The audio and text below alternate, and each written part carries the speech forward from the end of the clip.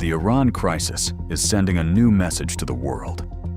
In the global system that has existed for the last 60 to 70 years, a serious question has now emerged.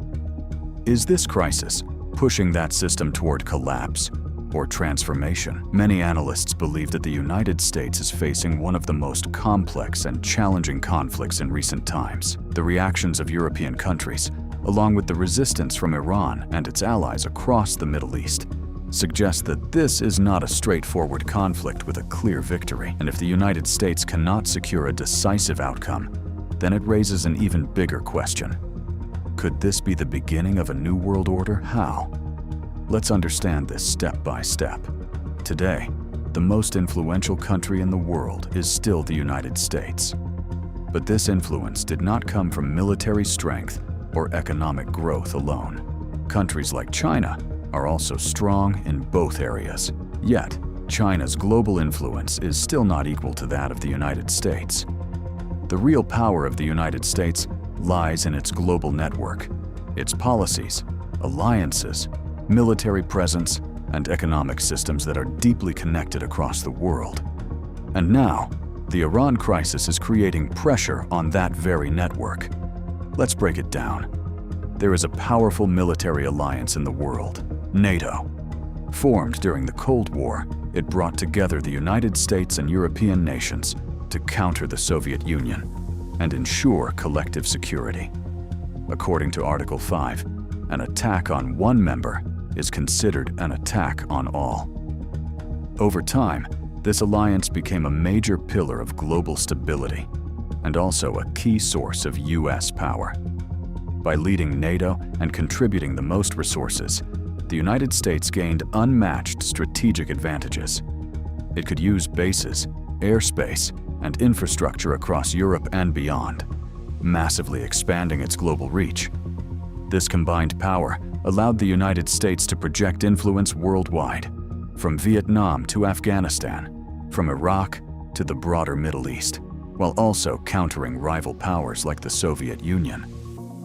In simple terms, one of the biggest reasons behind US global dominance is this military and alliance-based network. But now, in the context of the Iran crisis, signs of strain within this network are beginning to appear. Differences in strategy, hesitation among allies, and varying national interests are creating subtle cracks. At the same time, another major pillar of US dominance has been its influence over the Middle East and the global oil market. After the World Wars, many Middle Eastern states developed under Western influence. As the US became the leader of the Western Bloc, it established strong ties with key oil-producing nations. In exchange for security and political support, these countries aligned their oil policies with US and European interests. This gave the United States enormous control over global energy flows, and by extension, global economics. But now, that system is also under pressure. Iran, through its geographical position and strategic actions, is influencing one of the world's most critical choke points, the Strait of Hormuz. Any disruption here directly impacts global oil supply and prices. Even the perception of instability is enough to shake markets. If the United States cannot fully guarantee the security of its regional allies or maintain stability in these critical routes, then its long-standing influence in the Middle East could weaken.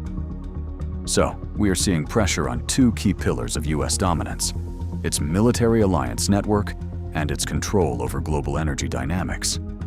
This naturally raises the question, is the world order changing? To understand this better, we can look at history.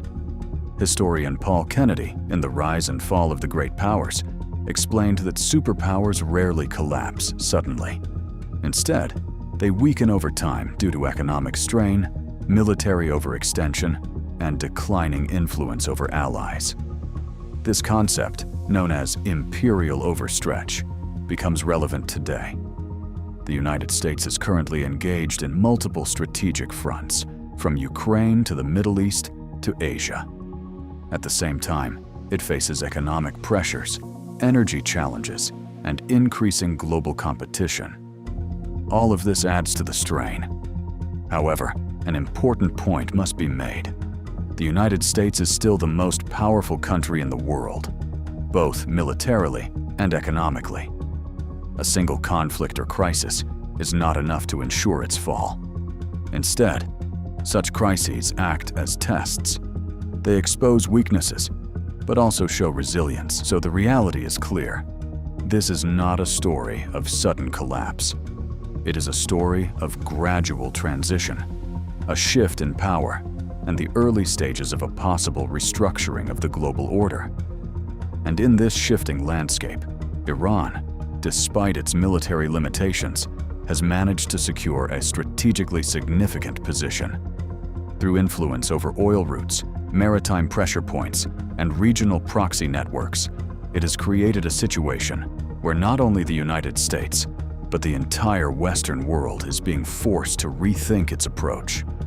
At the same time, other global powers like China and Russia are closely watching, and in some cases, quietly benefiting from the shifting balance. This makes the situation even more complex and unpredictable. So now, all eyes are on the future. Where will this conflict lead?